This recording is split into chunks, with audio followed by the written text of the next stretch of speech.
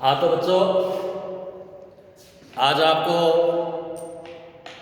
भारतीय संविधान का वैचारिक जो आधार है, प्रस्तावना जिसे उद्देशिका भी कहा जाता है, इसके बारे में बताएंगे। कोई भी संविधान होता है, उसका एक प्रस्तावना होती है और उस प्रस्तावना में उन बातों को, उन दार्शनिक वाक्यों को रखा जाता है जिनके आधार से वो संविधान चलेगा। तो संविधान और राजनीतिक व्यवस्था के दार्शनिक आधार तत्वों से अभिप्राय उन आदर्शों से है जिससे भारतीय संविधान अभिप्रेरित हुआ है, तथा उन नीतियों से है जिन पर यह संविधान और शासन प्रणाली आधारित है। भारतीय शासन व्यवस्था के उन आधार तत्वों का वर्णन संविधान की प्रस्तावना में किया गया, जो अंतिम रूप से संविधान सभा द्वारा 26 नवंबर 1949 को पारित हुआ। भारतीय संविधान की अंतरात्मा न्याय, समता, अधिकार और बंधुत्व के आशय से अभिसंचित है। सामाजिक, आर्थिक और राजनीतिक न्याय हमारे लिए वर्तमान संविधान की नियामक महत्वाकांक्षाओं में से एक है। संविधान की प्रस्तावना में कहा गया है कि we the people of India, मतलब हम भारत के लोग, भारत को एक संपूर्ण प्रभुत्व संपन्न लोकतांत्रिक गणराज्य बनाने के लिए तथा उसके समस्त नागरिकों को सामाजिक, आर्थिक और राजनीतिक न्याय प्रदान करने के लिए इस संविधान को अधिनियमित तथा आत्मनिर्भर करते हैं। वस्तुतः संविधान की यह प्रस्तावना हमारे संविधान का सार है। यह उसकी प्रेरणा और आधारशिला है। हमारे संविधान के समस्त प्रावधान प्रस्तावना में निहित भावनाओं से स्फूर्त ग्रहण करते हैं। कानून की दृष्टि से प्रस्तावना संविधान का अंग नहीं है, किंतु व्यवहार में यह कार्यपालिका और व्यवस्थापिका का मार्गदर्शन करने वाला प्रकाश स्तंभ है। प्रस्तावना से यह प्रेरणा मिलती है कि हम क्या करेंगे, हमारा ध्येय क्या है और हम किस दिशा में जा रहे हैं। 42वें संविधान संशोधन के बाद में 42वें संविधान संशोधन 1976 के द्वारा संविधान की प्रस्तावना में कुछ और शब्दों तथा भावों को जोड़ा गया। अब संविधान की जो प्रस्तावना है इस प्रकार से है। हम भारत के लोग भारत को एक संपूर्ण प्रभुत्व संपन्न समाजवादी, पंथनिरपेक्ष, लोकतांत्रिक गणराज्य बनाने के लिए तथा उसके समस्त नागरिकों को सामाजिक, आर्थिक और राजनीतिक न्याय, विचार, अभिव्यक्ति, विश्वास, धर्म और उपासना की स्वतंत्रता, प्रतिष्ठा और अवसर की समता प्राप्त करने के लिए तथा उन सब में व्यक्ति की गरिमा और राष्ट्र की एकता तथा अखंडता सुनिश्चित करने वाली बंधुता बढ़ाने के लिए दृढ़ संकल्प होकर अपनी इस संविधान सभा में आज तारीख 26 नवंबर 1949 ईस्वी को एतत् द्वारा इस संविधान को अंगीकृत, अधिनियमित और आत्मनिर्भर करते हैं। ये तो हमारे संविधान की प्रस्तावना हो गई।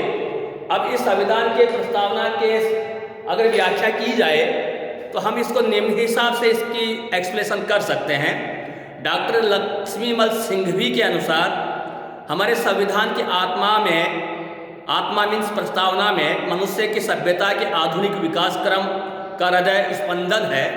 उसकी अंतर आत्मा न्याय और समता, अधिकार और बंधुत्व के आशय से अभिसिंचित है। Doctor JR. शिवाच के अनुसार प्रस्तावना को 4 भागों में बांटा जा सकता है। पहला है सत्ता का स्रोत, दूसरा है शासन का प्रकार, तीसरा है शासन प्रणाली के लक्ष्य, चौथा है स्वीकृत एवं क्रियान्वयन की तिथि। संविधान की जो प्रस्तावना है उसके मुख्य जो लक्षण हैं, मुख्य जो विशेषताएं हैं, उनको हम निम्न हिसाब से देख सकते हैं। पहली बात यह है कि संविधान का स्रोत जनता है। प्रस्तावना के प्रारंभिक शब्द यह इंगित करते हैं कि भारतीय संविधान का स्रोत जनता है, भारतीय शासन की अंतिम सत्ता जनता में निहित है तथा भारतीय जनता ने ही संविधान को अंगीकृत और अधिनियमित किया है।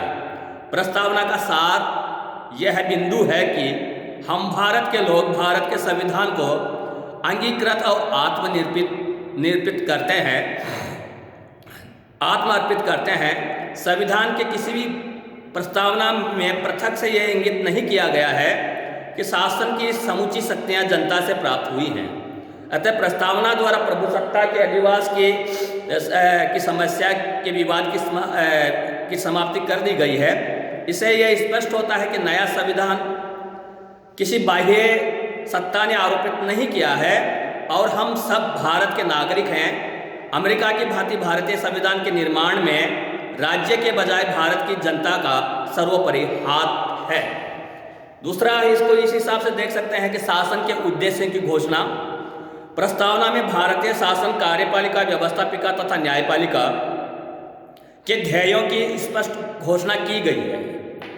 प्रस्तावना के द्वारा सरकार के लक्ष्यों को इंगीकृत करके यह अपेक्षा की गई है कि यह उन लक्ष्यों को पूरा करने की कोशिश करेगी।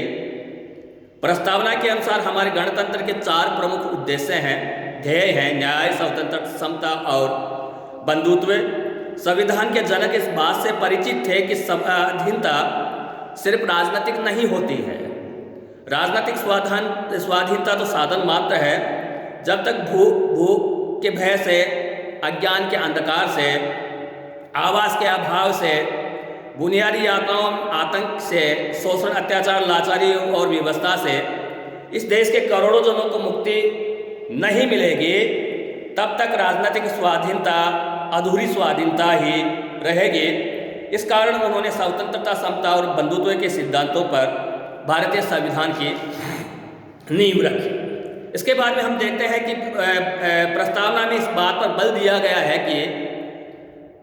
कि संविधान का महत्वपूर्ण उद्देश्य भारत को एक संपूर्ण प्रभुत्व संपन्न राज्य बनाना है। संपूर्ण प्रभुत्व संपन्न या सार्वभौम शब्द का प्रयोग किया जाना इस बात का द्योतक है कि भारत आंतरिक और बाह्य दृष्टि से सार्वभौम तथा स्वतंत्र है। और इसके आगे हम देख सकते हैं कि भारतीय लोकतांत्रिक संविधान की प्रस्तावना में भारत को एक लोकतांत्रिक राज्य घोषित किया गया है। देश में जनता के द्वारा राजशक्ति का प्रयोग किया जाएगा। राजशक्ति पर किसी एक वर्ग विशेष का प्रभुत्व नहीं होगा और शासन का संचालन बहुमत के सिद्धांत के आधार पर होगा। प्रस्तावना में गणतंत्र शब्द का उपयोग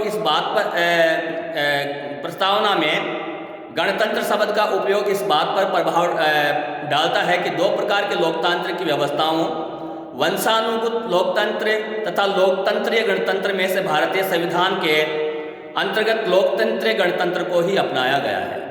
इसका मतलब यह है कि भारत शासन का जो मुखिया है वो जनता के द्वारा प्रत्यक्ष या परोक्ष रूप से क्या है कि इलेक्टेड होना चाहिए। और यहाँ जैसे हम राजतंत्र में देखते हैं कि वहाँ आनुवंशिकता के आधार पर राज्य शासन का मुखिया पद ग्रहण करता है, तो भारत में इस प्रकार का सिस्टम नहीं है।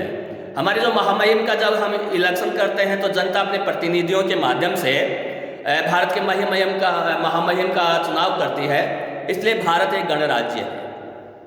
न्याय, हमारे संविधान की प्रस्तावना में न्याय के उल्लेख का विशिष्ट महत्व है। संविधान निर्माता इस बात से भली भांति परिचित थे कि सच्चे लोकतंत्र की स्थापना में स्वतंत्रता और समानता के अतिरिक्त न्याय अनिवार्य है। न्याय के द्वारा ही लोकहित की वृद्धि की जा सकती है। सामाजिक, आर्थिक और राजनीतिक न्याय की स्थापना में प्रयास करना राज्य का पवित्र कर्तव्य माना गया है। सामाजिक न्याय से अभिप्राय है कि मानव के बीच में जाति, वर्ण के आधार पर भेद न माना जाए और प्रत्येक नागरिक को उन्नति के समुचित अवसर सुलभ हो। राज्य का यह दायित्व हो जाता है कि दुर्बल वर्गों का शोषण रोके और उनके विकास के लिए क्रियाशील रहे। स्वतंत्रता, प्रस्तावना में इस बात पर जोर दिया गया है कि राज्य समस्त नागरिकों को स्वतंत्रता प्रदान करेगा। यहाँ स्वतंत्रता से तात्पर्य नागरिक स्वतंत्रता और राजनीतिक स्वतंत्रता से है।